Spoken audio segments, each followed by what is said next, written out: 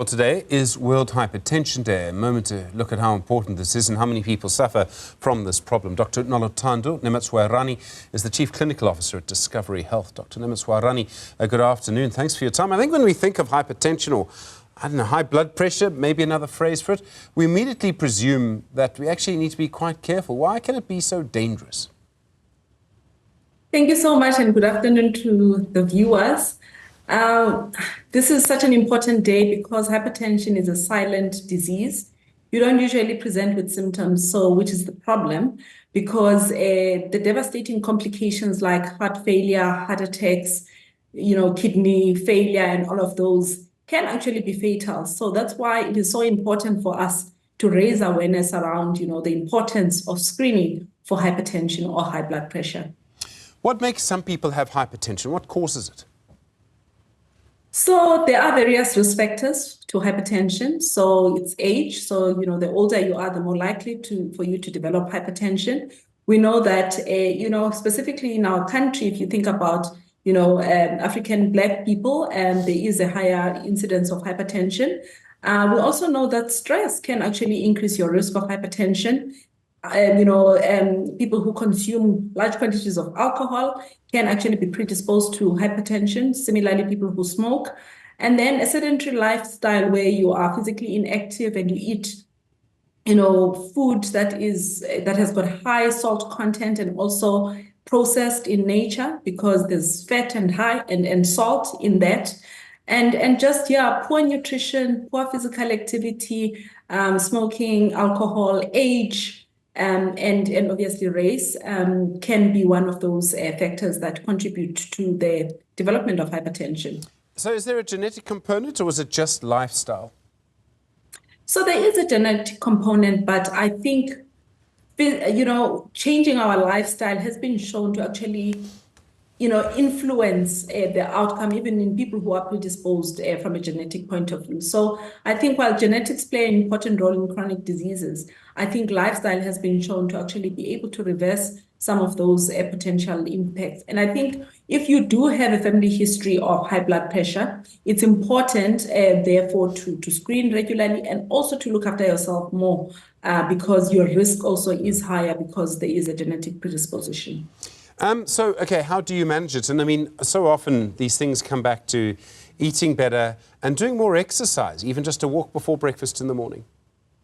Definitely. I think the prevention is better than cure in the case of hypertension, which is why we say lifestyle is important, which is the nutrition that we spoke about and physical activity. But, screening is important in that if you already have the condition, then we can, diagnose it early and intervene early. And even when you are diagnosed, there is still room that you can reverse the diagnosis with, lifestyle changes. So it doesn't mean that when you already have the diagnosis, that's the end of it.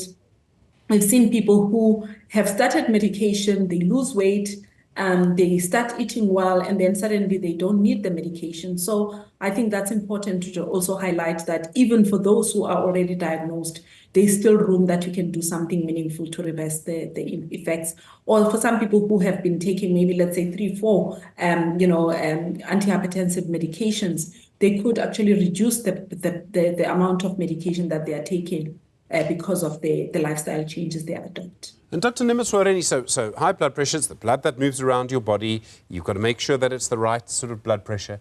How do the medications work? I mean, some of the stuff that we have nowadays is incredible with the impact that it can have. I would imagine it's technology that's changed. Do they work in different parts? How do they do it? Yes, I mean, it's different medications that we have. So maybe let's explain first what is high blood pressure. So when you are sitting, I mean, we don't even take cognizance of what's happening in our bodies. So when the heart is pumping blood into the rest of your body, we expect that the arteries which are going to be receiving this blood are pliable, so they are not rigid, and therefore they allow the blood to flow nicely into the rest of your body. But you may have stiffening of the blood vessels. You may have rigidity that makes the heart pump with that force because it's against the resistance that it's experiencing with the rigid vessels. And this could be from various things. from all the build up, from stress, from the bad nutrition, and from other aspects of poor lifestyle. So these medications, what they do is to actually relax the vessels. So you almost simulate what would have been normal in a person who doesn't have hypertension. So you relax the vessel so that the heart is not pumping against such high pressures. And then if you think about the diastolic, so the systolic is the one when you pump, and then the diastolic, which is the lower number, is usually when your heart is resting. You want your heart to rest, because when your heart is resting, you get enough blood coming into the heart before you can pump again. So there is a specific requirement in terms of how your heart is working, and also it must not work too hard, because when it works too hard over a period of time, it fails. Then the muscle tires, and then that's when you get heart failure and you get other complications. So these antihypertensives, they work like that.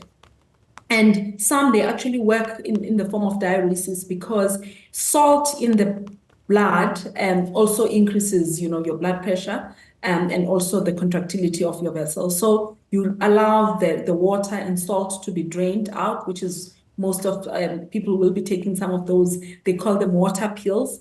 So there are various forms of these tablets that people take, but all of it is really around the impact on the functioning of your blood vessels. And we want those vessels to relax nicely so that your heart can perform better. And how do you know if you have it? What's the warning sign? Or how do you know if someone in your family has it? So, which is why we're saying, the reason why we're raising awareness is that sometimes in majority of cases, you won't even know that you've got it, which is why we say go and test, because once you've done the blood pressure test, then you can know if you've got the diagnosis or not.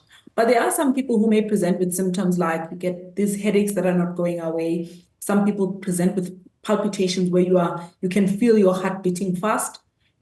And some people have got, visual disturbances. And some people may present already with complications like the kidneys are failing.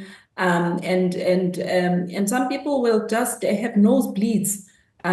So it's those symptoms that you may, brush away because you're thinking maybe it's just an ordinary headache, and dizziness, fainting, so all of those things. So it's important when you experience any signs that you're not familiar with, to just go and get checked. Thank you very much indeed. Really do appreciate the time.